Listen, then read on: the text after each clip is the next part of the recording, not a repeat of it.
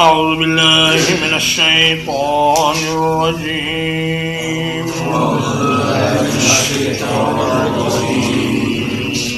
لا فيها غول اس شراب میں کوئی خرابی نہیں ہوگی ولا هم عنها ينزفون اور نہ ہی اس سے ان کی عقل زائل ہوگی میں وہ شراب دنیا کی شراب کی طرح نہیں ہے۔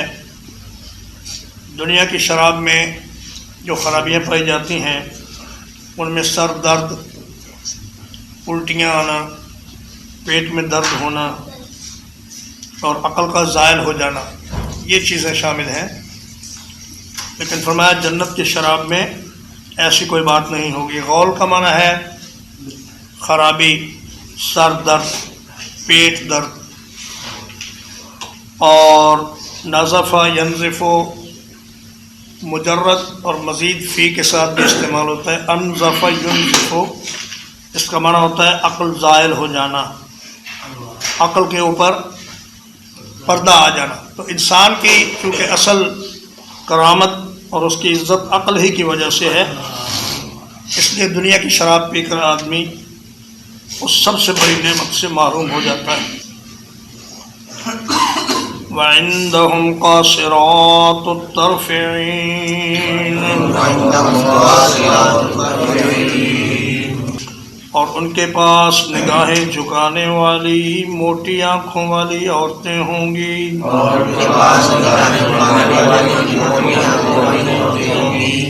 كَأَنَّهُنَّ بَيْضٌ مَّكْنُونٌ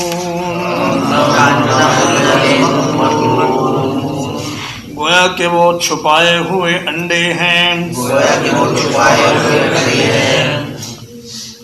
قاصرات الطرف کا یہ معنی ہے کہ وہ اپنے خاوند کے سوا کسی اور کی طرف دیکھنا پسند ہی نہیں کریں گی، اور کہیں گی اپنے خاوند سے کہ اللہ نے جیسا خوبصورت اور جیسا بہترین آپ کو بنایا ہے، جنت میں کوئی دوسرا آدمی ایسا نظر نہیں آتا۔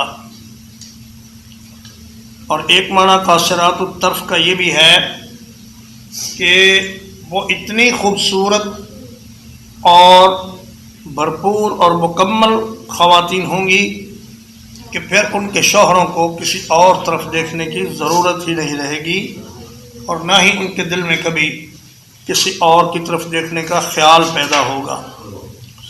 اور عین عیناء کی جمع ہے، جس کا معنی ہوتا ہے موٹی آنکھ والی عورت، جس کی آنکھ کی سفیدی بہت سفید ہو اور جس کے آنکھ کی سیاہی بہت سیاہ ہو۔ ایسی سفید اور سیاہ اور موٹی آنکھ آدمی کو بڑی بھری لگتی ہے، مگر جنت کی حوروں کے کیا کہنے، ان کی تعریف تو انسان اپنی زبان سے کر ہی نہیں سکتا۔ کأنہن بیض مکنون گویا کہ وہ چھپا کر رکھے ہوئے انڈے ہیں۔ انڈے کی جو رنگت ہوتی ہے، خصوصاً شتر مرغ کے انڈے کی، وہ سفید ہوتی ہے اور اس میں زردی اور سرخی کا بھی کچھ عنصر شامل ہوتا ہے۔ تو شتر مرغ کی مادہ چونکہ اپنے پروں کا ایک بستر بنا کر اس کے اوپر اپنے انڈے رکھتی ہے، اور پھر اپنے انڈوں کے اوپر بھی اپنے پر بچھا دیتی ہے، اس لیے وہ گرد و غبار سے اور ہر قسم کی آرائش سے محفوظ ہوتی ہے۔ مگر ایک روایت ہے جس میں ایک راوی ضعیف ہے کہ ام سلمہ رضی اللہ تعالیٰ عنہا ام المؤمنین، انہوں نے رسول اللہ صلی اللہ علیہ وسلم سے پوچھا کہ بیض مکنون کا کیا معنی ہے؟ تو نبی صلی اللہ علیہ وسلم نے فرمایا کہ انڈے کے اندر ایک باریک جھلی ہوتی ہے، اس سے مراد وہ جھلی ہے، یعنی جیسے نرم و نازک وہ انڈے کی اندرونی جھلی ہوتی ہے، ویسی ہی نرم و نازک جنت کی یہ خواتین ہوں گی. فَأَقْبَلَ بَعْضُهُمْ عَلَى بَعْضٍ يَتَسَاءَلُونَ.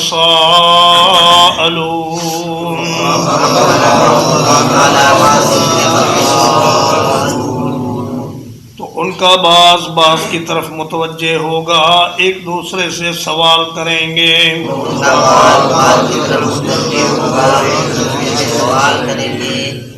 قَالَ قَائِلٌ مِّنْهُمْ، ان میں سے ایک کہے گا، انی کان لی قرین، بلا شبہ دنیا میں میرا ایک دوست ہوتا تھا. فرمایا جنت والے اپنی محفلوں میں ایک دوسرے کی طرف متوجہ ہو کر دنیا کے حالات کا تذکرہ کریں گے کہ کیسے کیسے واقعات ہمارے ساتھ دنیا میں پیش آئے اور کن کن مشکلات سے ہمیں گزرنا پڑا، اور کس طرح اللہ پاک نے ہمیں دنیا کی مشکلات سے چھٹکارا دے کر جنت کے اعلیٰ مقامات میں پہنچا دیا. تو ان میں سے ایک جنتی اپنا واقعہ سنائے گا. وہ کہے گا انی کان لی قرین، دنیا میں میرا ایک ساتھی ہوا کرتا تھا، ایک دوست ہوا کرتا تھا. قرین ایسے شخص کو کہتے ہیں جو ہم عمر ہو یا پھر بہادری اور قوت میں اور شجاعت میں دونوں ایک جیسے ہوں، ان کو قرین کہتے ہیں. تو علامہ سیوطی رحمۃ اللہ علیہ نے تفسیر الدر المنصور میں علامہ ابن جریر طبری کے حوالے سے لکھا ہے کہ یہ دو آدمیوں کا قصہ ہے. وہ مل کر کاروبار کرتے تھے. ایک بڑا چلاک ہوشیار تھا اور دوسرا ذرا نمازی آدمی تھا، اللہ اللہ کرنے والا. وہ کافی سارا وقت ذکر میں اور نماز میں گزار دیتا.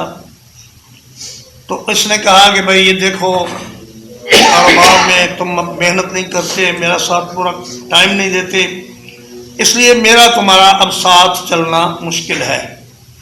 تو انہوں نے اپنا سرمایہ بانٹ لیا اور دونوں کے حصے میں 4,000 دینار آئے. ایک جو زیادہ سیاح تھا دنیا کا، اس نے 1,000 دینار سے ایک مکان خریدا اور اپنے دوست کو بلایا کہ دیکھو میں نے کیسا مکان خریدا ہے. اس نے کہا ماشاءاللہ بہت اچھا ہے، اللہ پاک اس میں برکت فرمائے. جب باہر نکلا تو اس نے کہا کہ یا اللہ، میرے دوست نے 1,000 سے دنیا کا ایک محل خریدا ہے، میں آپ سے جنت میں ایک محل خریدنا چاہتا ہوں. تو اس نے 1,000 دینار غریبوں اور محتاجوں میں اور مسکینوں میں بانٹ دی اور کہا یا اللہ اس کے بدلے مجھے جنت میں ایک مکان دینا. پھر کچھ عرصے بعد اس نے 1,000 دینار خرچ کر کے شادی کی اور اس نے اسے اپنے گھر بلایا اور کہا کہ دیکھو کیسی مجھے اللہ نے بیوی دی ہے اور کیسی میں نے عظیم الشان شادی کی ہے. اس نے کہا ٹھیک ہے، بہت اچھی ہے، اور یہ کہہ کر باہر نکلا اور کہا کہ یا اللہ میں تجھ سے جنت میں ایک بیوی مانگتا ہوں حور عین میں سے، اور میں 1,000 دینار اس کا حق مہر دیتا ہوں. تو اس نے وہ 1,000 دینار اللہ کے راستے میں تقسیم کر دیا. پھر کچھ عرصے بعد اس کے پہلے ساتھی نے 2,000 دینار سے 2 باغ خریدے اور اس کو بلایا اور کہا کہ دیکھو کتنے ہرے بھرے باغات ہیں. اس نے کہا بہت اچھے ہیں، اور باہر نکل کر اس نے آخری 2,000 دینار بھی اللہ کے راستے میں تقسیم کر دیے اور کہا یا اللہ مجھے جنت میں ایسے ہی باغ عطا کرنا. کچھ عرصے بعد یہ جو آدمی سارے دینار دے کر مفلس ہو گیا تھا، اسے کوئی ضرورت پڑی اور یہ اپنے پہلے ساتھی کے پاس گیا اور اس سے کہا کہ بھائی مجھے اپنے باغ میں کچھ محنت مزدوری کا کام دے دو تاکہ میں روٹی کھاتا رہوں، بس آپ سے اور کچھ نہیں لوں گا۔ مگر اس نے اسے جھڑک دیا اور کہا کہ تم تو بالکل بودھے اور بے وقوف انسان ہو۔ دیکھو میں نے اپنے سرمایہ کو کتنی بہترین جگہوں پر لگایا ہے، اور ایک تم ہو کہ تم نے سارا مال ایسے ہی ضائع کر دیا۔ اس نے کہا ٹھیک ہے بھائی۔ اس کے بعد دونوں کو موت آ گئی۔ اللہ پاک نے اس کو جہنم میں بھیج دیا اور اس کو جنت میں بھیج دیا۔ اب اس نے کہا کہ بھئی دنیا میں میرا ایک دوست تھا، ایک ساتھی تھا، ذرا اس کا حال معلوم کرنا چاہیے کہ وہ کہاں گیا۔ یقول اِنَّکَ لَمِنَ الْمُصَدِّقِینَ،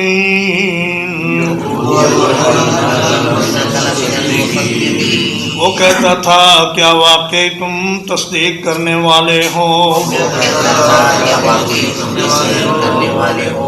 اَإِذَا مِتْنَا وَكُنَّا تُرَابًا وَعِظَامًا، کیا جب ہم مر جائیں گے اور ہم مٹی ہو جائیں گے اور ہڈیاں ہو جائیں گے،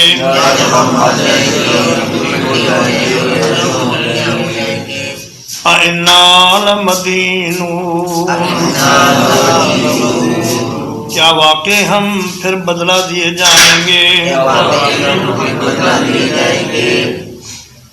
وہ کہتا تھا یار تم بھی ان لوگوں میں شامل ہو گئے ہو جو یہ عقیدہ رکھتے ہیں آدمی مرنے کے بعد مٹی کے ساتھ مل کر مٹی ہو جائے گا اور ہڈیاں بھر بھری اور کھوکھلی ہو جائیں گی اور چورا چورا ہو جائیں گی، اس کے بعد بھی ہم بدلہ دیے جائیں گے، جزا دیے جائیں گے۔ دانا یدینوں سے یہ اس میں مفعول ہے مدین، اور مدین کی جمع ہے مدینون۔ کہا کہ کیا تم یہ سمجھتے ہو کہ ہم مرنے کے بعد زندہ کیے جائیں گے اور پھر اپنے اعمال کا بدلہ دیے جائیں گے اور اس کی جزا اور سزا ہوگی؟ یہ تو مجھے بالکل غلط نظریہ لگتا ہے، اور تم بھی ان بے وقوفوں میں شامل ہو گئے ہو جو ایسی فضول بات پر اعتقاد رکھتے ہیں، ناقابل یقین بات۔ قال هل انتم مطلعون، وہ کہے گا کیا تم جھانک کر دیکھنے والے ہو؟ فاطلع فرآہ فی سواء الجحیم، تو اس نے جھانک کر دیکھا تو اسے جہنم کے درمیان پایا۔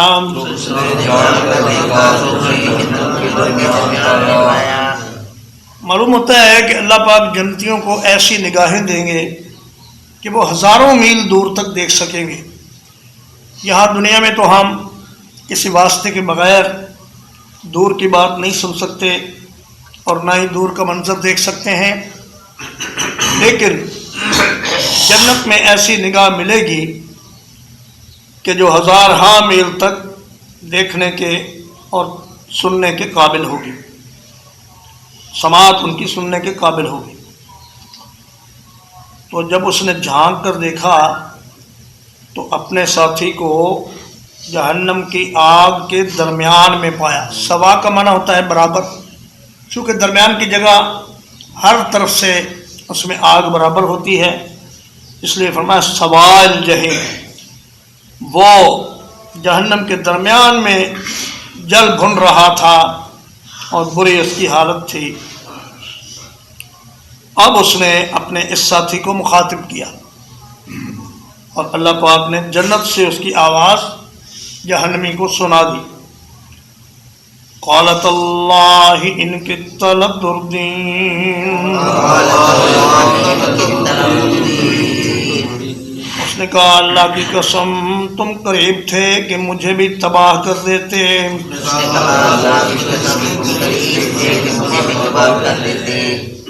ولولا نعمت ربی لکنت من المحضرین،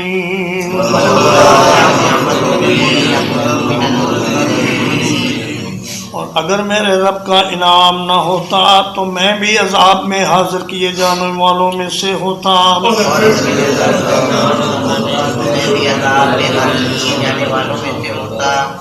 اس نے کہا یہ اللہ کی مہربانی ہے کہ اس نے مجھے یہ عقل اور یہ سمجھ اور یہ فراست عطا فرمائی کہ میں نے آخرت کی زندگی کو دنیا کی زندگی پر ترجیح دی، لیکن تم نے دنیا کو ہی سب کچھ جانا۔ بل تؤثرون الحیات الدنیا والآخرۃ خیر وابقیٰ، تو میں تم دنیا کی زندگی کو ترجیح دیتے ہو، حالانکہ آخرت بہت بہترین اور ہمیشہ رہنے والی ہے۔ تو آخرت کے بارے میں سوچا کرو، دنیا تو تھوڑی بھی ہوئی تو انسان کا وقت گزر جائے گا۔ ایک امیر آدمی جو ہر قسم کی نعمتوں میں رہتا ہے وہ بھی مر کر زمین کے نیچے ہی جائے گا، اور ایک غریب آدمی جو ہر قسم کی تکلیفیں اور مشقتیں اور بھوک اور بیماریاں برداشت کرتا ہے وہ بھی مر کر زمین کے نیچے ہی جائے گا۔ لیکن جب زمین سے دونوں اٹھائے جائیں گے تو دونوں کا انجام بڑا مختلف ہوگا۔ لوگ یہ سمجھتے ہیں موت کے ساتھ مصیبت ختم ہو گئی اور موت کے ساتھ نعمت بھی ختم ہو گئی، مگر ایسا نہیں ہے۔ موت کے ساتھ دنیا کی نعمت اور مصیبت ختم ہوتی ہے، مگر آخرت کی مصیبت اور نعمت کا دار و مدار انسان کے کردار اور اس کے اعمال پر ہے۔ ترجمہ ایک بار، لا فیہا غول ولا هم عنہا ینزفون،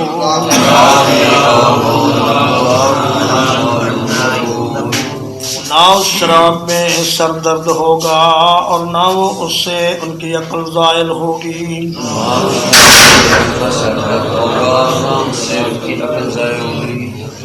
وعندهم قاصرات الطرف عین، اور ان کے پاس جھکی ہوئی نگاہوں والی موٹی آنکھوں والی عورتیں ہوں گی، اور ان کے پاس کأنہن بیض مکنون، گویا کہ وہ محفوظ کیے ہوئے انڈے ہیں۔ فَأَقْبَلَ بَعْضُهُمْ عَلَى بَعْضٍ يَتَسَاءَلُونَ،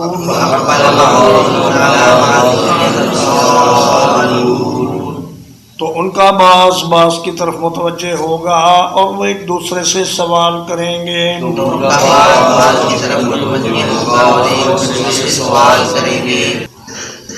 قَالَ قَائِلٌ مِّنْهُمْ، ان میں سے ایک کہنے والا کہے گا، انی کان لی قرین، بلا شبہ دنیا میں میرا ایک ساتھی تھا، یقول اِنَّکَ لَمِنَ المصدقین،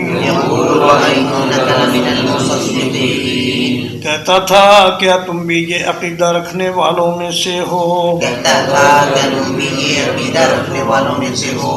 اَإِذَا مِتْنَا وَكُنَّا تُرَابًا وَعِظَامًا،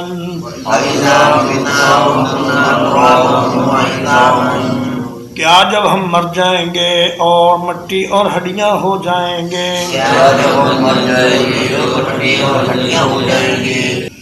اِنَّا لَمَدِينُونَ، کیا واقعی ہم بدلہ دیے جائیں گے؟ قَالَ هَلْ أَنْتُمْ مُطَّلِعُونَ، کہے گا کیا تم جھانک کر دیکھنے والے ہو؟ فاطلع فرآہ فی سواء الجحیم، پھر جھانک کر دیکھے گا تو اسے جہنم کے درمیان میں پائے گا. قالت اللہ ان کدت لتردین. کہے گا اللہ کی قسم تو قریب تھا کہ مجھے بھی تباہ کر دیتا.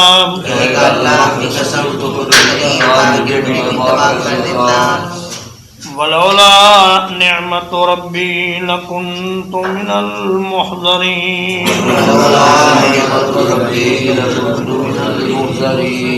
اور اگر میرے رب کا انعام نہ ہوتا تو میں بھی حاضر کیے ہوں میں سے ہوتا.